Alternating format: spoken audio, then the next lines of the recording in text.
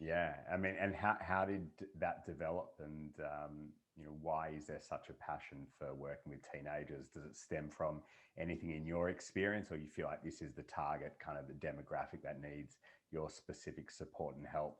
And also, just to wrap into that, I know you work also with the parents of these teenagers. So, how does your work work? Yeah. Well, I think probably I would have liked, yeah, part of the foundation for my work is that I feel like we live in tiny kind of private house sort of family units with increasingly shrinking village. So the African proverb, it takes a child to it takes a child to raise a village. I love to think of it that way around. It takes someone did once tell me that, actually, that it takes a baby 3 days to train their parents, which I thought was really funny. Yeah. But no, it takes a village to raise a child. Mm. I think is just we've drifted so far from that ideal in our Western societies, where we have a very intense family life going on in private, very unsupported, by just very untransparent as well. So we're actually not really sharing the difficulties with anybody else. It's contained in the family unit, and then we go out on display and show up in the world for brief windows. We control those circumstances so that our kids don't embarrass us, or we don't feel too stretched in those outside environments, and then we take it back home again. And in my role, I'm like the first person in the village to kind of come back into that teenager's life and the parent's life and just go like, I'm I'm completely here for you. Like, this is a no holds barred, sincere relationship. Like, my background is in tutoring, but I've drawn the line completely. When I meet a young person, the first thing I need from them is a complete openness to relationship with me. And secondly, a willingness to work on something with me, whether it's academic, I'm an English and maths tutor by background, or it could be just self-direction in their lives, like what projects they want to develop, what do they want for themselves, and how can I broker more peace, more space, more time, more autonomy for them from their parents. If that's one of the issues, I know I can broker that from school. I come into the schooling model. I'm definitely someone who thinks our schooling model has a huge evolution ahead of it. I hope that's the case. But if it's the parents that are getting in the way, sometimes at this teenage age, the parents are still controlling, the parents are still micromanaging, the parents are still nagging away. And it's really time to cut your kids loose, like to set them free and give them time, space, freedom, and autonomy, and to really empower their decision making, not to give them a bit of responsibility and then rubbish them when they get it wrong. Really to help them step into responsibility, help them be the kind of people we actually want them to be. But sometimes parents are themselves like directly in the way of their own great results with their children. So, for me, the foundation of good parenting is trust, as it is for all good business, for everything. Trust, I think, is one of the big challenges for the 21st century, or just for the future of our planet. If we can just trusting ourselves and each other. And certainly with children, that's very obvious. Trusting our children, trust, love, respect, good communication, and a real honoring of the fact that these kids are born with such powers. We can't sit on our high horses as a bunch of apparent adults and think we're better than them. We need to work as a team. We have a lot to offer them, but I really just want to bring out all children's natural powers to yeah, to navigate the world and show up in the world in a beneficial way. And for teenagers especially, that can just become such an unnecessary conflict in the family, where the parents don't know how to let go, they don't know how to trust, they don't know how to let their young adult children start running their own lives. And so it can become really messy and absolute disempowerment rather than empowerment. So yeah, I come in as a kind of broker, and the parents are really relieved. I basically come in and just say, hey, just step back, take 3 months off. Like, just, go easy on yourself and on your kid. I'm going to be with him or with her, once or twice a week. And we're going to shift this culture. We're going to, you can take this time to just try some new things. I'll be in touch with them every month, every day on WhatsApp if they want to message me. So I'm in close contact with them, and we're exchanging. We're being transparent. I'm allowing them to be transparent with me about everything. One mum the other day, she called me up and said, she told her kid to, something, she was shocked at how she had spoken to him, but she told me straight away in a 2-minute WhatsApp message. She let me know. And great for me to know what's really going on for her, what's really coming up in family life, and who hasn't been there. Yeah.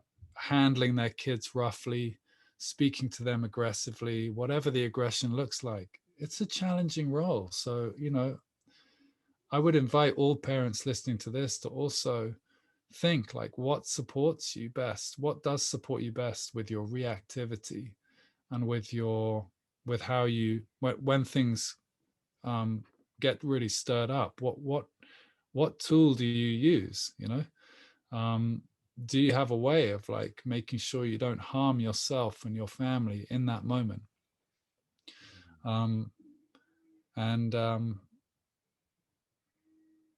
Yeah, I mean, we each have our own ways of going about that. Like, for me, I have a personal practice that is been supportive for me just in all ways, and which certainly supports me in parenting, which is it's a short moments practice. So it is short moments of relaxation, being able to just let everything be as it is in those moments. Also, just to shut up, like, not to necessarily react, just to, like, take a moment in those difficult moments. And it's taken, a few years of committing to that. But again, it comes back to one of my original points about prioritizing relaxation rather than effort and struggle, wishing to live in a way that is easeful and relaxed and very productive, rather than industrial and struggling and efforting. And so in parenting, you often see yourself and other parents thrashing around with their kids. I mean, just stuff kicking off in the supermarket. You can see the pain and the suffering and the harming. And, we need something that can cut through in those moments, something which can just reset us, so that we're not just 5 minutes later going, like, wow, how on earth did I speak to my son like that? Or how did that all escalate like that? So really profound also to take support. Like, so my parents take support. I 35 years of living, I never took any support from anyone. I didn't know where to take my support in some ways, but that is also a big step forward for parents and for young people, to know that it is insane to think that it's better to live a life where you never take support from anyone and you try and do it all yourself. We're trained again in this self-sufficiency, resilience, whatever we want to call it. Don't make it isolation. That is just it's a crazy way to live a human life, to be isolated. So we need to, as men, this is obviously a dad's program, so it's a perfect topic for this group. And anyone coming into Hero, they are taking up support. They're saying, I can't do this on my own. I'm out of shape. I don't know what to do. I need help. And that is, as you know, Dan, I mean, that is such a profound step for any kind of coaching program you're going to receive, to be open to go, I need help. And everyone needs help. I'd say everyone needs help in multiple ways. Everyone needs someone who they can say, wow, I told my kid to, today, and what can we do about that? How can I put the steps in place to also never do that again? She knows that's not how she wants to show up. So having a coach and being open to that support is a great way of moving things forward. Yeah.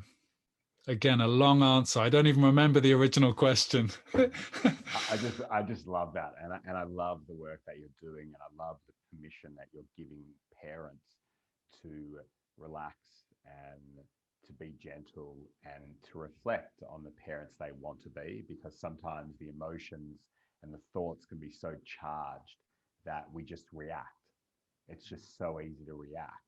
And you're just giving everyone this opportunity to just relax for a moment and just recognize that actually is this the best use of my energy? Is this the best use of my time?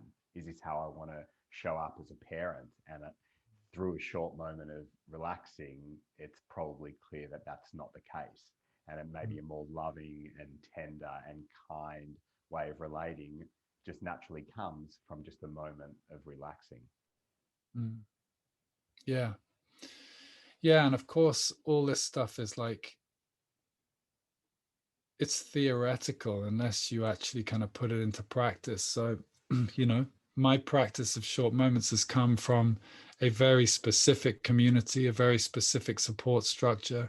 It's not something, you know, and we should put like a link, you know, below this, you know, we can put whatever the next steps might be if parents want to take up this offering, the same one that I use. But I know there's other kind of stuff out there as well, but this particular offering is not messing around. It's like, it's a full-on support structure for gradually empowering those kind of moments, those the big flashpoints, or just life in general, just to be able to relax in all moments, in all circumstances, positive, negative, neutral circumstances. It's good with the positive states as well, you know, and you're full of hope, and you know, you wanted things to be like this forever, and you know, you just had an amazing week in the office or amazing date with your girlfriend or wife or something, you know, and you want to love, and you want it to be like that forever. That's also like, yeah, been powerful to apply short moments. But yeah, the support's needed. We need community support. We need coaches, people who are in close into our lives who can really help us. And yeah, you know, lots of kind of this kind of community as well, this kind of media to support us. It's taken, yeah, pretty comprehensive offering for me to change those behaviors. So parents are up against like quite a lot.